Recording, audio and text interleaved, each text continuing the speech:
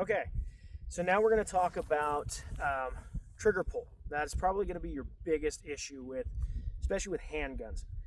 If you have a bad grip, you can kind of mitigate that with proper trigger pull, but if you start slapping that trigger, it's all going to go to shit really, really fast. So, really quick, gun is clear. There is no one behind the camera. This is on a tripod. Just want to specify that so I don't get people freaking out. So I'm going to kind of show you, I'd have to get a little lower here to do it. So I'm going to show you some issues that we see teaching new shooters with trigger pull, okay?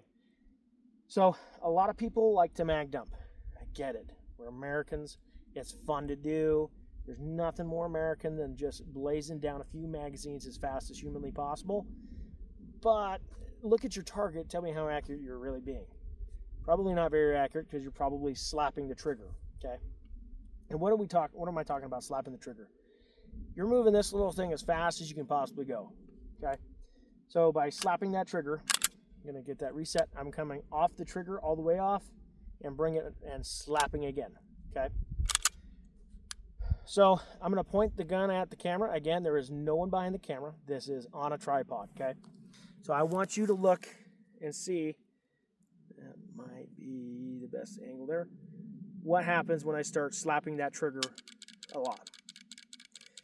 So you probably can't see it very well, but the trigger pull that I'm doing is just like that's slapping the trigger. Look at that front sight post. That is moving the barrel significantly. Okay, that's going to cause you a lot of issues when you start trying to shoot several different times. Plus, your accuracy is going to be all over the place. It's not going to have a good group. Okay, versus, I'm going to show you on the side angle here, using the trigger reset. So I'm going to pull that trigger and you're going to hear a click. Okay, now, I'm not going to release that tension yet.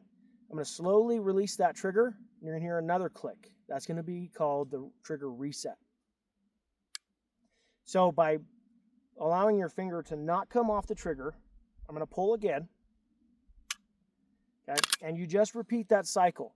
You don't need to come all the way off that trigger and do it again, because the more you manipulate that trigger, the more issues you're going to have downrange on your target. So it's going to be kind of hard to show because I have to manipulate the slide, but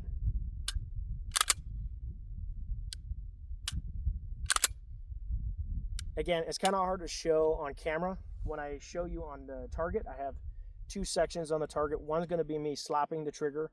I'm going to shoot 5-round groups, and the other is going to be me shooting. I'm going to try to shoot the same cadence, and you're going to see how proper trigger pull is going to play a huge part in accuracy.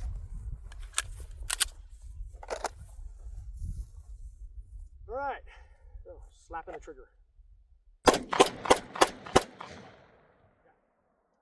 So now we're going to do proper trigger pull.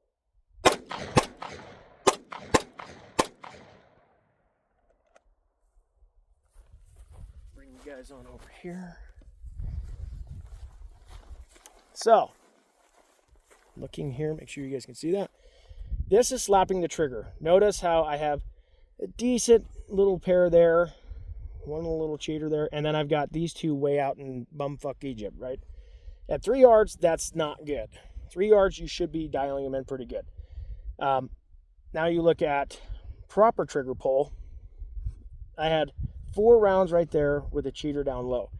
That one was anticipation. Okay, and we can talk about that in a future video where basically you're kind of anticipating that trigger pull and that kick, and you kind of lean into it. It's a little low left.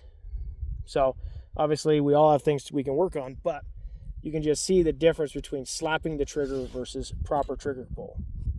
So that's where we're at for that. Thanks, guys.